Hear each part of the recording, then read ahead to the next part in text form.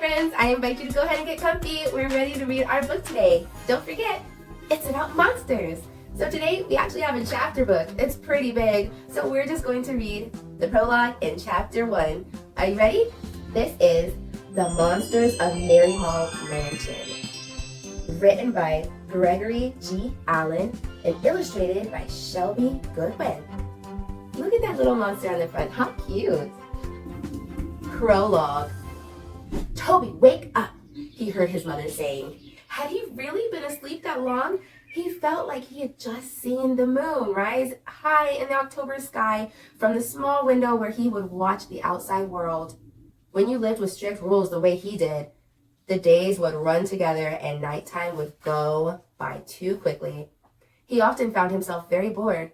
What 8-year-old should have to live this way? He asked anyone who would listen. But no response came. Just the sound of his own voice echoing off the musty walls after his mom has left him. Toby tried to think of something that could bring him happiness for the day. It was October, and October meant one of his favorite holidays, Halloween. Chapter 1. Fall was in the air around the historic mansion at the top of the hill in the small town of Reddington. Celeste Marymount and her staff, married couple Rick and Margaret Harley, were hanging up Halloween decorations around the mansion, which had been passed down through generations of Marymounts after her. Even though she had very few guests, it was always important that the place be fully decorated each holiday. "Sometimes I'm getting too old for this," Celeste said. "Being in your 70s isn't old," Rick replied. "Tell that to my niece and nephew. We haven't seen them in so long," Margaret said as she hung bat wings around the fireplace. "Those two are older with families of their own," Celeste said. "They take after their dad and they don't care about making it back to their family home." "We care," Rick announced. "And I appreciate it," Celeste said. "Sometimes I think you two are more like my family than my actual family." "Family is what you make of it," Margaret observed. "We are chosen family." "I like that," Celeste said. Family had always been important to Celeste. It was the generations before her that opened the mansion to the public as a place for people to spend the night and wake up to a delicious home-cooked meal. Guests were greeted each morning by the smell of delicious biscuits and gravy, sizzling sausage in the pan the moment the neighborhood rooster woke them with its vocal alarm. Famous celebrities and politicians had found rest in the rooms of this very cozy home for years. But as the town of Reddington changed and the new highways didn't lead downtown, the number of customers had dwindled. Now the mansion was lucky to get a few guests throughout the year. "I need to get out on that porch and fix some of those creaky boards this weekend," Rick said. "I don't know," Margaret chimed in. "It sort of had spooky house on the hill feel to the season." She turned on some music, and the three laughed and danced around the room. Celeste let out a "ooh," giving her best ghost impersonation. Suddenly, there was a creak on the basement door down the hallway as if someone was turning the doorknob. "Did anybody hear that?" Margaret asked, wide-eyed. "I didn't hear anything," Celeste said. "Must have been the wind," Margaret uttered, glancing around. "You're always hearing noises in this old house," Rick interjected. "You can't help it," Celeste said. "The noises are all a part of being the 150-year-old home. So where should we put these jack-o'-lanterns?" The subject successfully changed. The other two went back to putting up the Halloween decorations while Celeste headed to the kitchen to bake some cookies. Even though there were no paying guests at the moment, there were others in the house who loved the smell of baking cookies.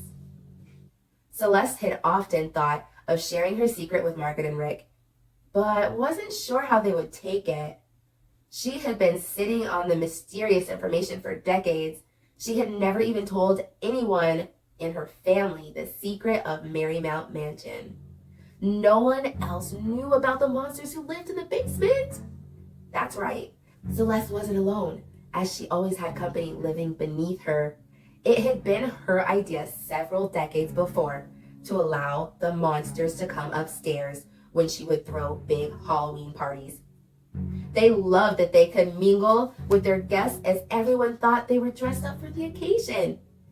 The guests would come as witches, mummies, vampires, and the monsters would fit right in, sometimes winning the best costume contest at the end of the night. Through the years, Celeste had become close with the monsters. She was never frightened of them. They had their own families and carried about their business in the basement. She would see to it that they had food, and they looked forward to the one night a year where they could come out of the basement and join the townspeople. She witnessed monster weddings and monster births. She felt as if they were extra family members. Celeste was lucky to have the monsters of Marymount, and she believed they felt lucky for having her. "Hold up your end on that cobweb," she heard Margaret say to Rick down the hall. The two worked just as hard as she did to get the place ready. There was one particular monster that she knew loved Halloween, and she looked at him as if he was her own grandchild, Toby. She was there when Toby was born and had watched him take his first steps, speak for the first time, and read his first book. Toby did everything other little girls and boys did. If it wasn't for the fact that he was a monster, Celeste believed that he could have gone to school and became a very smart child.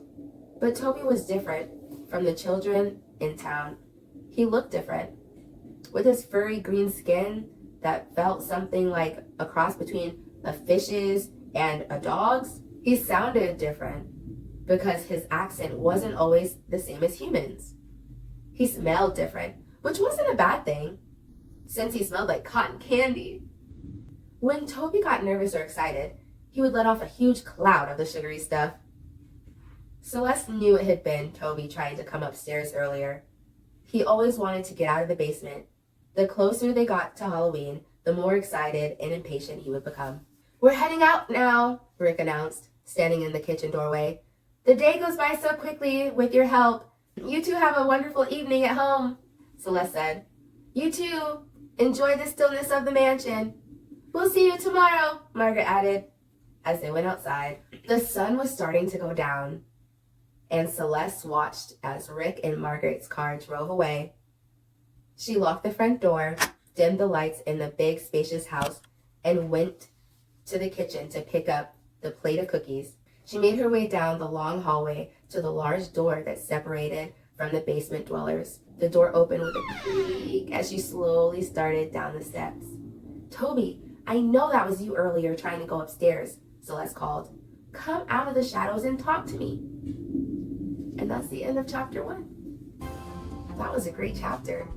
If you want to finish The Monsters of Marymount Mansion, check the link below with your parents and you can buy it and read it yourself. That was a great story, huh?